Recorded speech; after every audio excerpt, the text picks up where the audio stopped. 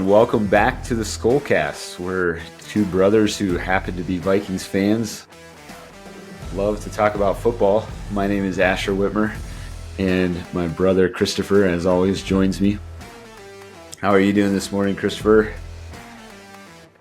Good, good. I was wondering about, do we just happen to be Vikings fans? What do you mean? Or,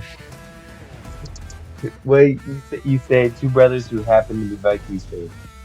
And and I was Oh, I was we're two Vikings fans who happen to be brothers, or there what? you go. There you go. That something sounded like I was like, I don't do we just happen to be Vikings fans or were we born into that? I guess we were born into being brothers too.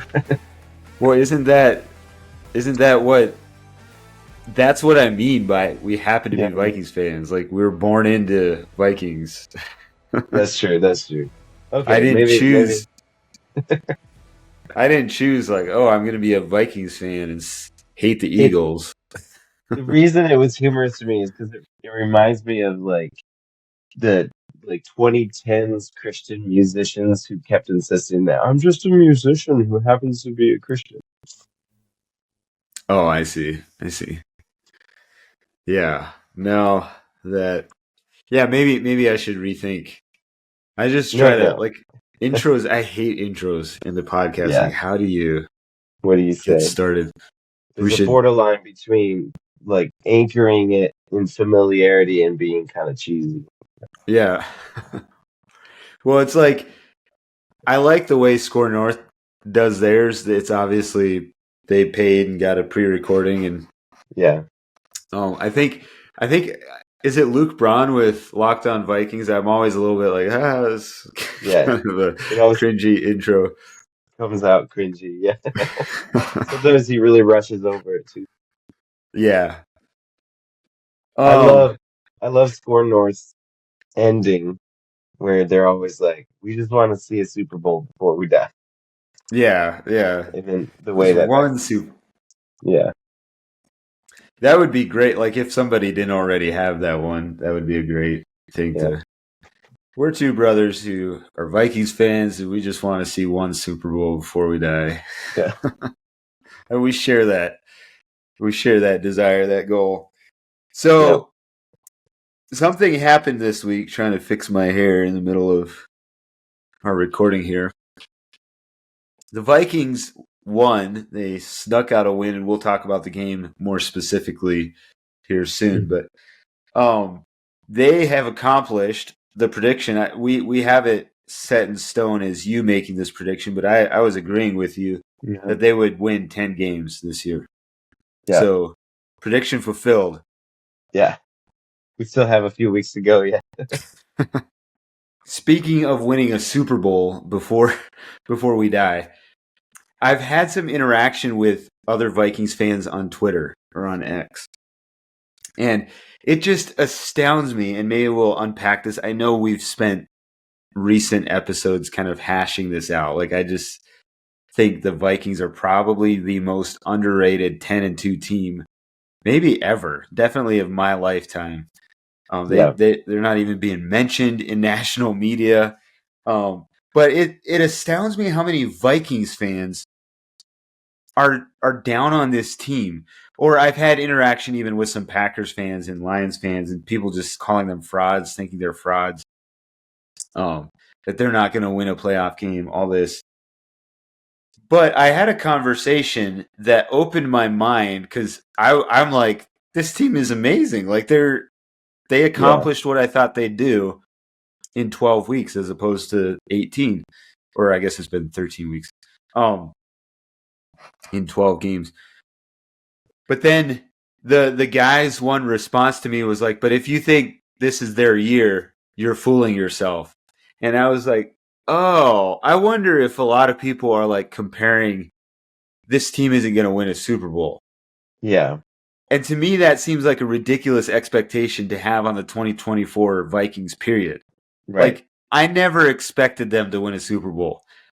I expected them to win 10 games. And if they win a playoff game, in my opinion, I think that's that's overachieving on the year. I would love to see that. Based on how they've Right. played this year, I think they should be able to win a playoff game, and that would be a success. I'll be shocked if I see them in the NFC Championship. I'll be stunned if they're in the Super Bowl, and I will be on Right. cloud nine until August of 2025.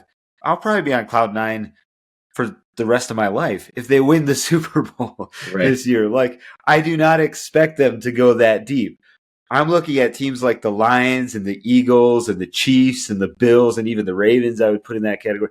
I think like anything less than a Super Bowl appearance is going to be a failure on their season because Yeah. they're built their moment. They're really trying to get there and win one now. And so I'm just looking like this has been a fun Viking season. They're way better than we thought they'd be in terms of standings wise. Like I think the defense is what I thought it very likely could be. Sam Darnold has done a lot better. That was the big question mark nobody could predict. And I think they're massively better than the 2022 team.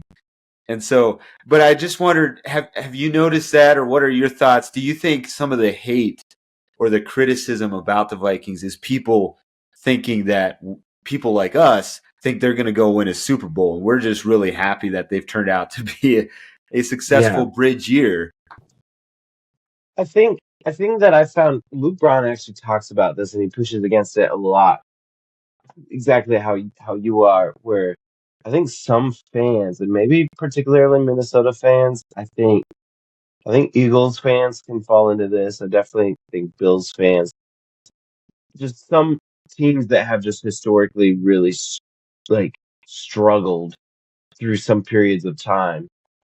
Those fans can just get used to being miserable, and so they forget how to cheer for the team, and and so it's always like, oh, they're not going to win a Super Bowl, then like, and it's not the same type of thing where Patriots fans are like, in the Brady years where it was like, yeah, we expect to go to the or Chief fans right now where it's like we expect to go to the championship game every year. Hopefully we'll go to the Super Bowl. If it's anything less than the championship game, then that's you know, it's not quite that sort of like we're just so confident. It's like if they don't have a chance at the Super Bowl, then we should just burn it all back down again and start over. And it's just like, what are you talking about? Like, just enjoy the ride. Enjoy, number one, that we have a team people want to play for. So we have Mm-hmm. some really great players who are easy to cheer for, whether that's Jefferson, whether that's Hawkinson, whether it's Aaron Jones, or a bunch of like all of the defensive guys right now. Like the whole defensive unit is just incredible to cheer for. Um, so it's just like like I there's more to sports than just winning championships. Now, obviously, that is the goal, and if your team just settles for like making the playoffs or whatever, then that could be frustrating. But like if you don't enjoy the journey on the way there, then you're just gonna be miserable. And I don't enjoy being miserable, so I'd rather just be like, hey, like this is an unexpected fun season. Yeah, I think the piece that like has made me so excited about this year is just because seeing the way the Vikings are building something. I think O'Connell views it very much that way. I think Flores has been a part of that journey, but even Kwesi, I think, is also very much building for something. If you go back Yeah, to the signing of Kirk Cousins, that felt like this: we got to do whatever we absolutely can to win a Super Bowl fast, and you make this huge signing, particularly maybe his second contract, but I think he yeah, broke records with both of them. Um, whereas this year they they were willing to let Cousins walk. I think if Cousins would have accepted a lower pay than what he got with the Falcons, they would have accepted him back. I'm glad. I'm glad he went the way of trying yeah, to get the bigger bang. But watching what they did then with the defense, with the extra cash, the defense, how they approach the draft, the way that they've, from the very onset, made it pretty clear they have a strategic plan for McCarthy to follow. And it's not just about trying to get him in as soon as possible. Like, I see them building something for the future, and that's what's exciting to me, because I see this as a true bridge season. It's not, I don't even see 2025 as like Super Bowl or bust. I see 2025 as like building upon this season. And that's when you look at franchises that have sustained success, that's how they approach roster construction. That's how they approach choosing the coaches that you have on the team and personnel and so forth. Whereas the, 2017 Eagles, for example, obviously they were trying to build something. They had Carson Wentz in the wings, and the Eagles have sustained many key players for long periods of life for their careers, whether that's on the defensive side or offensive side. But their Super Bowl run was a bit of a one-off surprise, and then maybe with Hurts a couple of years ago was more building for something in the future, and we can see, like, I think the Eagles are set up personally, I think, better than the Lions to be back in the NFC Championship over and over again in years to come. But those one-off seasons of just kind of out of nowhere, you thought everything was gone, and then they win a Super Bowl. If that's what Vikings fans are hoping for, I don't think that's realistic. Because even what makes that season so significant was that Wentz went down, and it looked like hope had been lost. But they actually had been building, even before that, building pieces together that then the X factor was I was going to say Flores, was Foles, Nick Foles, stepping in and actually being as good as he was that year. Like, but they had the pieces coming together already. Yeah. And so, yeah, that was kind of eye opening to me this week was like, oh, dude, are Vikings fans like, oh, they have an incredible year. They should go in the Super Bowl. And then we see how they play against the Jaguars or the Cardinals even. It's like, oh, this is not a Super Bowl team. I'm thinking like, no, this isn't a Super Bowl team. But did you see how they came back from being 19-6? Like, that's incredible. Maybe we can transition now and talk about that game a little bit more, but maybe you have some thoughts. No, I think you're exactly right. I also think that people are concerned about Jefferson and wasting his prime, which is something that is concerning to me. I mean, he's what, like 27, 26, 27? So like I still think he seems like he's definitely in his prime, but like he's got a number of years left. I think people are just concerned with, like, Randy Moss left in kind of a huff, Diggs left in kind of a huff, even Thielen a little bit left in kind of a huff, but he just wasn't nearly as talented as the others. Um, I think there is some trauma around dramatic wide receivers and not being happy or whatever. I think what's different is, number one, Jefferson is a complete outlier. Like, if you watch his personal interactions, if you watch how he's talked about the team, how excited he was when he got his big contract, the way he responded to his injury last year and they were having success without him, the way he's responded to not, I mean, he's still doing amazing, but just not doing Jefferson numbers this year. He's second in the league in passing in receiving yards. Yeah. Yeah, and we're still like, oh, he could do more. And he could. It's just that he's getting double covered. So it's opening up the field for all these other talented playmakers. I mean, Jefferson is just one of one. I think if he would, like, there's this weird thing where I think he is so talented that he may end up being underrated in the long run. Because teams just aren't wanting to let him Like they are double and triple covering him constantly, and and and so like there is a degree to which like yeah, maybe like a Moss or a Calvin Johnson could have like overcome all of that double coverage. Um, but I don't think they even I don't actually know these numbers, but it'd be surprising to me if they even saw necessarily a significantly more amount of double coverage. Um, in in any case, like Jefferson's not going anywhere.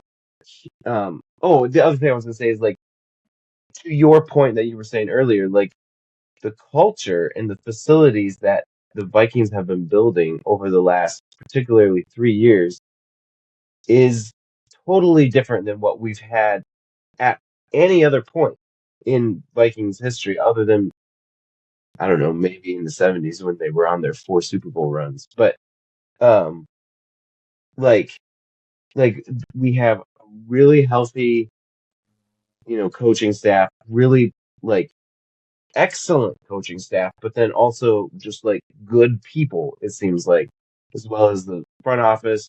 The ownership seems really on board. We have like first class facilities. I mean, people want to play for the Vikings. And I mean, unless something would totally go off the rails, I know Addison um has some legal problems that might hang him up and stuff. But like I think it would take a lot for this team to suddenly devolve into something that, you know, Yeah. would fracture the team Yeah. in a way that, but yeah, like I think exactly to your point that like I think we are so impatient as consumers. We're largely a culture of we're largely a society that's used to consuming things very quickly. And like we've been talking about with rookie quarterbacks, culture building, building programs that are sustainable. It's like I would much rather spend my life excited to cheer for my team than living in the doldrums of misery like the Panthers or the Jets. My goodness. Like um and I think people are just want like even like I remember thinking about this when O'Connell was hired was like if they would turn around and fire O'Connell under 5 years, like that would seem incredibly like you would have to be like an Eberflus or like, you know, I don't know, like a um Brandon Staley from the Chargers last year, where it's like you're clearly something's clearly not clicking and we want to move on. But like someone like O'Connell, like you got to give him 5 years at least, I would think, and that's a long time. Um, and I understand that, but it's like there's so much money in the game and there's so much fan anxiety and stuff that it's like I think teams are churning through coaching staff way too fast. And I think it makes for a bad product. Like you see all these teams, there's a bunch of teams that are 2-10, 3-9, and Yeah. they are not enjoyable to watch. And there's a number of games, primetime games coming up that I just have no intention of even trying to like follow just because they're Yeah. terrible. Yeah. Do you think so? I've been thinking about this a lot more since our conversation regarding officiating. Do you think sports betting plays into fandom as well? Like, are people putting bets on Jefferson having 100-yard games and then it just keeps coming up just barely short because he'll have like an 99 yards. 89 or 99 yards? Yeah. And so they're out money but it is so close and yet all like Yeah, does that add to the yeah. I don't know. I'm not super I privy to all the ins and I outs of sports betting, but I don't know the stats for sure, but just anecdotally from watching fans talk about it, like it's gotta play into it. Like, and I hate sports betting so much. I do not feel bad shaming people for sports betting. Like, I just think yeah. it's gross. Like, I get the appeal. Like, I get the like when you take a risk and it pans out, then it's like, oh, let's do that again. I just think it's creating an unenjoyable culture around sports that obviously has always been there. So it's like whatever, like, but I think it's more the just the amount, the way that it has just really crept in, and like all of the leagues are like, in bed with sports betting now and stuff. It's just, I don't know, it's just not enjoyable. There's a lot of people who are probably spending money that they can't afford, and um, I just think it's gross generally. It's like I mean, I've put money down on like a fantasy team before, but that's like $5 a person usually, or like, you know, Yeah. um, I mean, just in full transparency, I've put a few bucks down on things here and there as well. yeah, But I can see like it's just enough to see first of all if you're because like when you win one and you see like, oh, you got 3 times your money back yeah, on that, then it's really tempting to like up your amount or to do even more. And then you lose it, and then you have that feeling of like, oh, but I had that one win, and so you want to chase it. I agree. I think two things. I think it's just do not put more than just like what hobby yeah, do you have that you're kind of draining money? Coffee, like going and yeah, grabbing coffee at Starbucks, like $5, $2. Don't yeah, be putting more than what you can throw away on a weekend. And then secondly, it does ruin the the fandom experience when you're just like you lose just kind of the genuine yeah, sense of enjoying the weekend and watching how games pan out. Um, so I know I guess I know I'm saying this because I know what the poll can be because yeah. I had one once where I won and it was actually 5 times what I had put down. And so It's crazy. it's like, oh, cool. And you start calculating like what you could win if you, and then 2 bets later, you're like, okay, Yeah, lost $20 now, and that's not, or yeah, whatever. yeah. So No, yeah, yeah. I overstated my case a little bit. I know, but there is a degree to which I don't like it industry wide. I think I liked it better when there was some animosity between the leagues and the betters. yeah. I mean, And you have almost every commercial break has an ad yeah, for, yeah. yeah. No, I agree. I think, And that's because, you think about, people always talk about it. You go to Las Vegas, you see these massive casinos. Why are the casinos so big and so nice? Because they're making a lot of money. Like, the house always wins. There's a reason there's an ad every 2 seconds, because they're raking in a pile of money, and that's not, like, you're not, like, somebody's losing that money. Sorry, I keep just going on a tangent. no, and that's a good tangent because I agree that I think it's ruining the excuse me, pardon me, I have had a bad cough the last few days, so I'm pretty much always sucking on a cough drop here, and Yeah, hope that's not some getting in the way of cinnamon. the audio here. But um, I do think sports betting is ruining the sport, and largely because of the way. Like I think it's kind of on us as fans. Like if we're gonna waste our money on it, get Yeah, ourselves in financial debt because of it. That's foolishness. I think there's lots of things that consumers do, even investing. Like if people are day trading with their investments, that's essentially as risky as right. doing sports betting. The amount of money that you lose. Now, obviously, I know that there are people who are professionals at that and have a career doing that. Um, but they're not like just a casual person day trading, like some YouTubers talk about or whatever. Like, there's a lot of risk in that. Yeah, Also, if you're as a fan, if you're investing so much into betting that that you're getting anxious over the results and like it's ruining the fan experience. Like I view that as kind of on us as fans, but I'm not sure that that would be enough to be like, oh, sports betting shouldn't exist.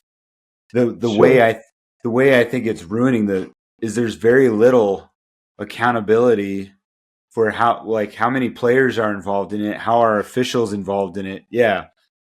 It just seems like there's so much potential for things to be influencing the outcome of games or participation in games and stuff. Yeah. Let's talk of I get anxiety at the results of every Vikings game. Yeah, that's true. Don't need like money hanging in the balance either. So just as this was not on my radar to talk about, but if somebody's listening, the I think I think so. I did some research on like before because I'm just in full transparency. My wife and I are currently paying off some debt. So I look back on this is 2024. I look back on the last 10 years of our lives, and there have been some bad decisions that we've made financially. And so I'm very conscientious about how we use our money right now. But I have in the last couple of years had this growing question of like, I know sports better than I do investing. Now I have a oh, this is embarrassing. I'm not embarrassed because they say the best kind of investor is a lazy one that forgets about it. But Roth A Roth IRA. a Roth IRA. I have a Roth IRA. So that's like automatically going out. Yeah. I forget what it is. It's going to a target index fund. Anyways, it's little. Like right now, we're focusing on stashing up cash and paying off debt. But I do have a Roth going in. But I've had this growing thought of like, I know sports better than I do investing. So like, what is the difference? Especially the way some betting is set up these days. Like, what is the difference between that? And I think that is an interesting conversation to continue to have because I'm not sure. Like, I'm not someone who's like, oh yeah, you should get into sports betting. I think it's like a chainsaw. It could be very dangerous. But I was doing some research on like what are tips or pitfalls that people fall into, and they talked about one standard is like your bankroll. So how much money do you have to spend on betting? And that's everybody's own. Like if you're making like $10,000 a month or $20,000 a month, like you could afford maybe a larger chunk of that going into hobby activities. But then whatever your bankroll is, like take 0 to 2% of that for each of your bets. So if you have like 100, just to make it simple, if you have $100 of bankroll that you're willing to risk, whether that's over the course of a month or the course of a football season or whatever, then $1 to $2 bets is what you should be doing. Sure. Excuse me. And so I put a couple dollars down on some bets, and then you see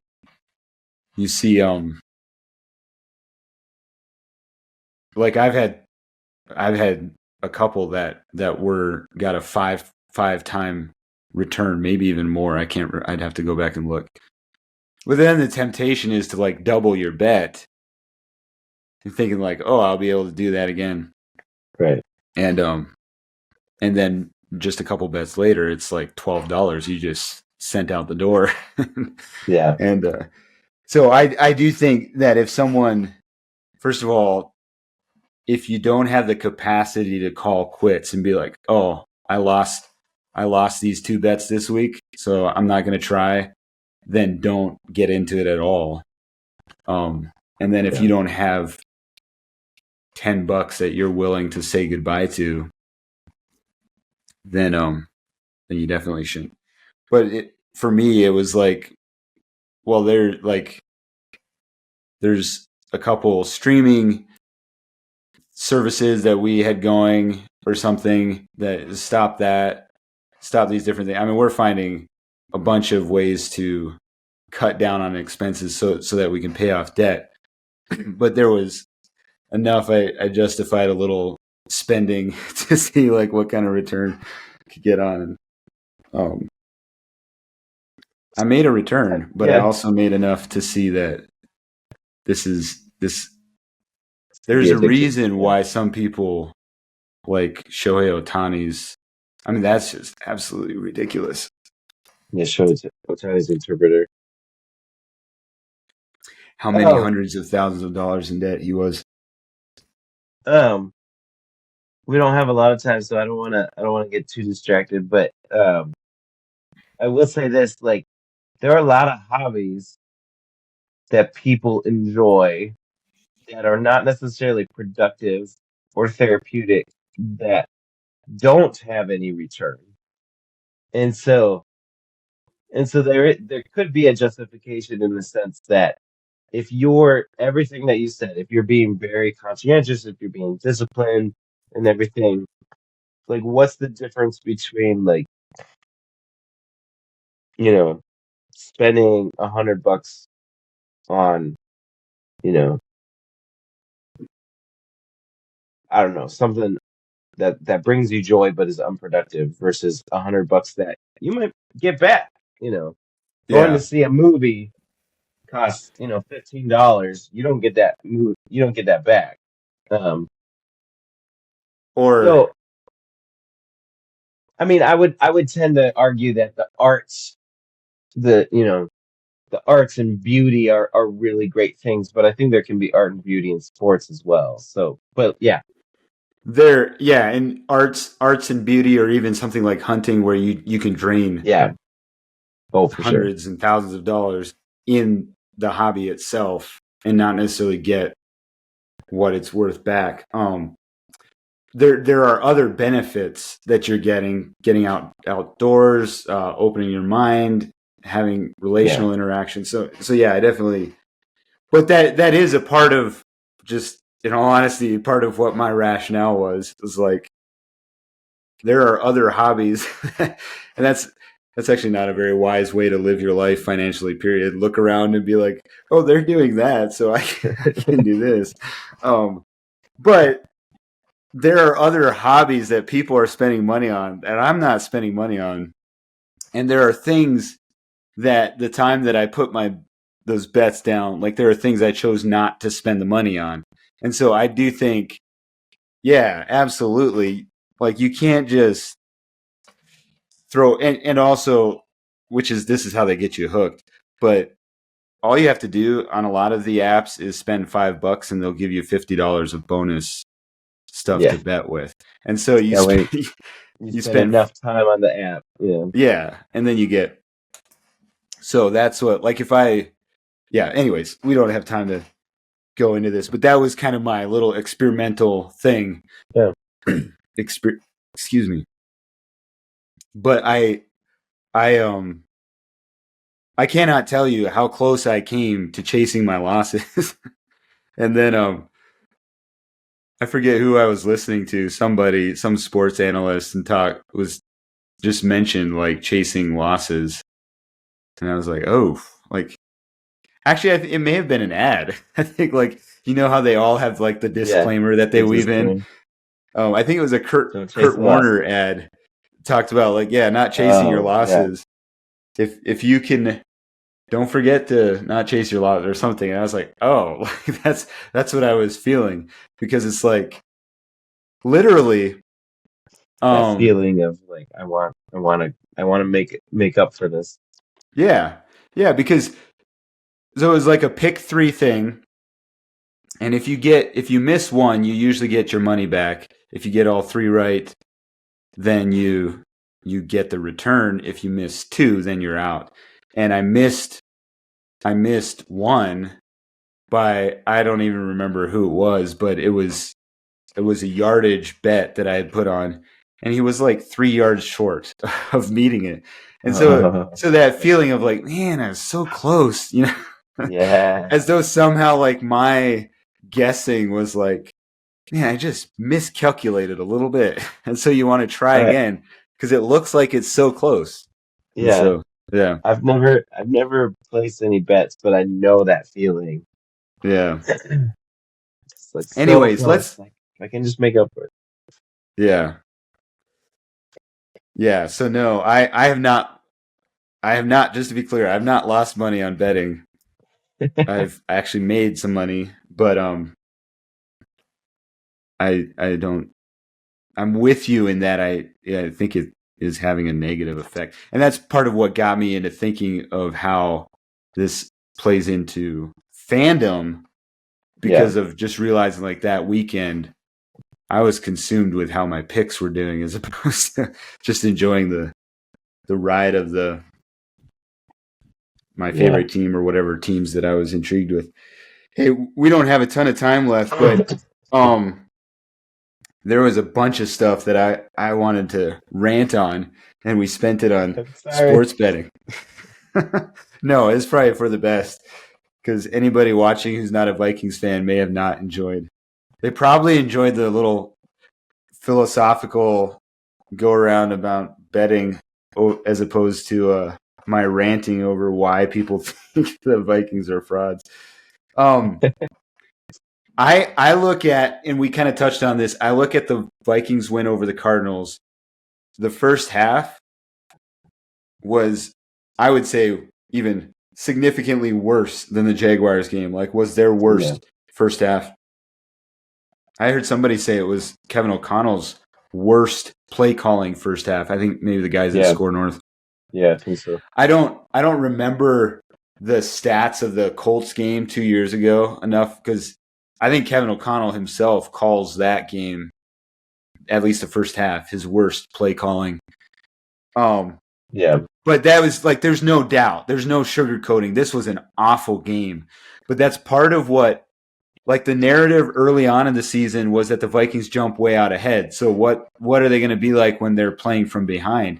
And I look at the last 5 weeks and I'm like, guys, Yeah. the Vikings have now shown what they're like playing from behind, and they're 5-0. Yeah. And obviously, again, they lost to the Lions, lost to the Rams. That Lions game could have gone either way. So like to me, that's a little bit of a wash. The Rams game was ugly. There's no doubt about it. But there were also some bad calls, some injuries that happened. So like if we're gonna somehow soften our grip on the Lions because they're about to face a bunch of injuries, or they are facing a bunch of injuries, about to play Yeah. games with injuries, like give the Vikings a break too. Like they've been decimated with injuries and so forth. But I guess I was just excited to see that they could come back from a Yeah. 2 score deficit. To me, that's what showed me like, oh, they could win a playoff game. Yeah. To have that kind of grit and be able to come back. And do you have any thoughts on the game, quick, before we dive into our picks? No, I feel very very similar. Um, I think yeah, I think that it was not a great game. Again, it was an ugly win, but there's something about that comeback that what was an incredible feeling. Um, and I think I don't know that I can say it's not a comeback Kirk Cousins would have made because Kirk Cousins obviously made the greatest comeback of all time. Um, but there was something about like right down to the end needing to get that touchdown. It was like a touchdown or we go home with a loss. And Sam Darnold bit the bullet and or like in the second half, like our first touchdown drive, it was just like slicing through butter. Like whew, we just went Yeah. straight down. And yeah, I don't know why we couldn't have done that at the beginning, but that was just encouraging to see and it bolsters my confidence in the team. Um and Oh, I think the Cardinals were playing well. Go ahead. mm-hmm. I Yeah, to your last point, I underestimated how good the Cardinals are. Like the Yeah, Cardinals defense is legit. They're good. And Kyler Murray yeah, is really good too. But shout out to Jonathan Grenard. Like he yeah, single-handedly just completely stopped their final drive. yeah. And because there definitely was enough time on the clock for them to come back and score. And without Grenard, going back to our conversation about Jefferson, I've really appreciated, like, I think Jefferson is head and shoulders above the other elite QBs, the other elite wide receivers in the league. Youngsters, yeah, yeah, And the reason I say that, I think just talent wise, he is. yeah, The stats alone kind of show that. Obviously, you could make a case that Jamar Chase is right there with him in stats, right, um, but I think just his character, like he has embodied in the last 3 weeks how to communicate to your coaches and to your QB. Give me the ball more without yeah, throwing his helmet down, yeah, storming off in a huff, sending out some cryptic tweet. Like he has yeah, done that. He's made it clear. And we saw O'Connell adjust his play calling. I think some of the best analysis. I missed a large chunk of the first half, so I personally wasn't watching it. But some of the analysis that I've heard, it looked like O'Connell expected something different from the Cardinals defense, and he kept trying to force certain play calls to work. And then finally in the second half, it was just like, okay, we're adjusting our play calling. And so I don't know if somehow I haven't watched any analysis of the mhm, Cardinals defense from previous weeks to how they played against the Vikings. But I don't know if they brought something different against the Vikings. But it was encouraging to see O'Connell not only adjust mid game, but adjust to Jefferson and feed him the ball yeah, more. And that's definitely what started helping out the comeback. And I just think Jefferson has embodied like how to have those conversations. And I'm sure a lot of that just goes to the overall culture that has been built there. I don't know Jefferson personally. I feel like I know O'Connell a little bit more just from his own yeah, testimony and being in different interviews and stuff. But Jefferson has a character that to me it's like I don't even find because Randy Moss was the Jordan Addison. He was like the elite receiver, but then getting in trouble off field. yeah, And Stefan Diggs was always complaining about not getting the ball enough. And so, like, to me, I yeah, don't even compare that Jefferson with them, even though skill set wise, maybe they are comparable. But just his yeah, character and way of yeah, interacting is so different that I really appreciate. It gives me a lot of hope for the long yeah, term relationship with the team. yeah, yeah. Let's dive into. You got to go here soon. Let's dive into our picks. Um, so let me scroll back up here. Our week 13, we were both 14-2, so nobody gained ground Okay. on the other. The differentiating points. I thought maybe uh, Drew Lock would have better luck with the Giants, but the Giants are just a dumpster fire right now, and the Cowboys came out with the win. Um, I was pretty sure. I hate this for Tua. Like, I hate that the narrative is he can't win in cold, but that's honestly Yeah, kind of what I went with. And it yeah. sure looks It like really seems the like it. Dolphins just can't play in the cold. And that Chiefs game was ugly. I, yeah, I have them to win this week because I think they're going to be upset about how that game went, but maybe they are just not very good. We'll see. Um, the Colts Patriots game was close. That was a close game. And then the Eagles, quite frankly, I would have them as the best team in the NFC right now. Yeah, I know I agree. the Lions probably deserve the respect just with what they've done in their offense, but the Eagles now have 2 consecutive weeks where I think they played maybe weaker defenses, but I think the Eagles have shown enough they have a strong, solid offense. The thing that Yeah, the thing that the thing that I was most skeptical about the Eagles was their defense against strong passing teams or strong. And I know the Ravens are maybe more known for their running, but they're doing a lot of passing this year as well. And they shut down the Rams and they shut down the Ravens. And I think the Eagles are Yeah, legit Super Bowl contenders from the NFC, for sure. especially in light of some of the injuries that the Lions have suffered. And I also think Barkley should be leading MVP conversations right now. Yeah. Let's go over this week. First, let me mute myself because I got a cough.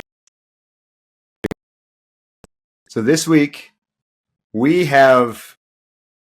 You said when we went over this, you said you're going with your heart this week. We're both picking the Packers to beat the Lions at. Interesting. It's ChatGPT says they're in Detroit, aren't they? yes. Yeah, so that should be Packers at Detroit. ChatGPT messed it up here. Do you want to explain yourself a little further on this? Well, I think I primarily when I say I'm going with my heart, because the Packers do not have my heart. I'm mainly I'm mainly hoping that the Vikings can take the division. I think that would be really cool. I don't entirely know that we could take the conference, but if we could at least take the division, that would be swell. Do you know who has the tiebreaker between Eagles and Vikings? Well, I actually think the Eagles might. I mean, the Vikings might because they lost to. Um,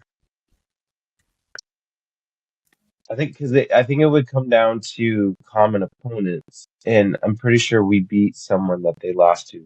Who did they lose to? Um, hold on. Give me. You can keep. I'll come back to Okay. this. You can. Yeah, no, I, so before, prior to week 13, I had the Lions losing one game. I think they're going to lose to the Bills. So I'm going to pick against them next week as well, I think is when they play the Bills. And so I think there's a very good chance the Vikings win out until week 18. And so I think that could be just a thrill of a game for the division, possibly the conference, to be decided on the last game of the season when Minnesota goes into Detroit. However, in light of the injuries, as well as in light of, I don't think the Lions have played that well the last couple of weeks. And they have a slog of a stretch here against pretty competitive teams.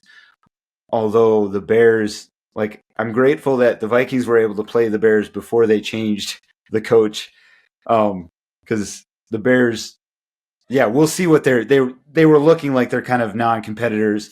I think now that there's a coaching change, they could actually have a little bit of a spark. But in Yeah. light of the injuries, I think the Packers have a very good chance of winning this game, and I think the Lions are going to struggle to get out of this final stretch of the game without losing two, maybe three games. And I hate Yeah. that, actually, to be honest with you, because then the narrative is going to be, oh, Minnesota wins because the Lions were so Lions. decimated with injury. Yeah. And nobody's going to remember that the Lions very likely won the division last year because Minnesota's QB went down and one of their Right. main defensive players went down at the end. So it's just like, but I do think I don't think the conference is sealed, and I definitely don't think the division is sealed. Yeah. Pardon the screaming. So the Eagles beat the Rams, which would be a tiebreak over the Vikings. But if we beat the Falcons, we could take it back. So then there would be another tie. So I'm not sure what the next Yeah. tiebreak is. Yeah, so that'll be interesting to follow down the stretch here. Yeah. So we both have the Eagles beating the Panthers. We also both picked the Vikings to beat the Falcons, which there is this portion of us that's like, watch Kirk Cousins come in and have just a phenomenal game against the Vikings. But I think the way the Vikings have been playing, the way the Falcons have been playing, I feel more confident that the Vikings pull out the win. unless they were to bench Cousins and play Penix, which I think is ridiculous. I've seen some reports going around that, but that could be problematic for the Vikings. I don't know. Yeah, I don't think they would do that. But So then we have Steelers over the Browns, and man, ChatGPT was messing up a lot this week, so we can't because the Steelers are at home. The Jaguars losing. We have the Jaguars losing to Tennessee, which is again a miss. I'll just not even take time for that. Dolphins over the Jets. We have the Saints over the Giants. The Buccaneers over the Raiders. And then the Cardinals over the Seahawks. Do you want to comment on that game at all? That's one that could be close. yeah, I think it could be a really interesting game. I think it could be close. I think the Cardinal, maybe it's a bias against playing the Cardinals last week. I think they're just playing really well right now. I have not believed in the Seahawks at all this year, and maybe I should just admit that I was wrong. They're leading the division. I personally think it's going to be the Rams and the Cardinals who make the playoffs from the West, and that the Seahawks will miss the playoffs. But obviously, the Seahawks are 7-5. They're doing better, but they are going to have a stretch here that'll prove that. And starting here, I think I agree. I think the Cardinals are the better team, but it'll be interesting to see how they play against each other. Yeah. We have the Rams. I'm losing to the Bills, and then the Niners over the Bears. I zagged on this one because I think the coaching change could spark something in the Bears. We've talked about this before. I think it was absolutely ridiculous to expect more from Caleb Williams than just matching last season's record, 7-10, maybe 8-9 or something. However, it's been interesting how many players themselves feel like they should be doing a lot better. And obviously, as a coach or as a player, you never want to be like, oh, I expect we'll win 7 games this year. I just think as fans and analysts, we should have not projected on more to Caleb Williams. But if they in the locker room feel like we should be competitive with everybody else in the NFC North, I think there's a good chance. We've seen it before when a coaching change is made that there's a spark. Yeah. And unfortunately, I feel so bad for the Niners and Purdy and just the season they've had. But I think there's a chance the Bears could pull out a win against them. Yep. You want to say why you're zagging and picking the Chargers over the Chiefs? I think again it's a hard thing. I think I would just like to see the Chiefs not to get at least one more loss. Maybe I don't know. Maybe it's a small part of me that thinks that, man, if the Vikings win out and if Detroit loses another game and Kansas City loses a couple of games, then maybe the Vikings can end up on top. The serendipity of that is too good to not hope for. Be our Super Bowl for the year, maybe. Yeah. No, I don't know. I think it would be fun to see the Chargers win. I think that they're playing really well, and I don't think the Chiefs are playing very well. But I mean, they're 10-1 or 11-1 or whatever it is. So maybe there. Yeah, I think what concerns me the most about the Chiefs is their defense hasn't looked the same. Mahomes, his last stretch of, I think it's about 4 games now, have definitely looked better statistically than previous games before that. But I also I would agree. I'm still picking the Chiefs, partly because I don't know that you can pick against the Chiefs. I know I did last whenever they played the Bills, but is Dobbins still out with the Chargers? Because that's a piece that I think they're going to have a hard time overcoming. Yeah. I haven't actually seen his update how long he's out. So yeah, it'll be interesting to see how that goes. Because you're right, the Chiefs. I don't think the Chiefs have gotten lucky. I think. Excuse me. I do. We've talked about this before. I do think there are penalties, or there are people play against Mahomes differently because they're afraid they're going to get flagged for penalties. So I do think there is a Yeah. sense of respect that is given there. Um, However, I also think people misunderstand. I think there's a very good chance that Nick Wright talks about this a lot on First Things First, that the Chiefs play totally different. Like they're testing things out in the season, Yeah. not about trying to get Mahomes record yardage and all that. And they're testing to see what's going to work, what's not going to work, so that when the playoffs come, It's true. there's a chance. I personally think there's a chance. I think there's a chance the Vikings could be doing some of that, or some other teams that Yeah. look very close, like they're going to be in the playoffs, and so now they're testing out, Yeah. I've how thought things about that. go.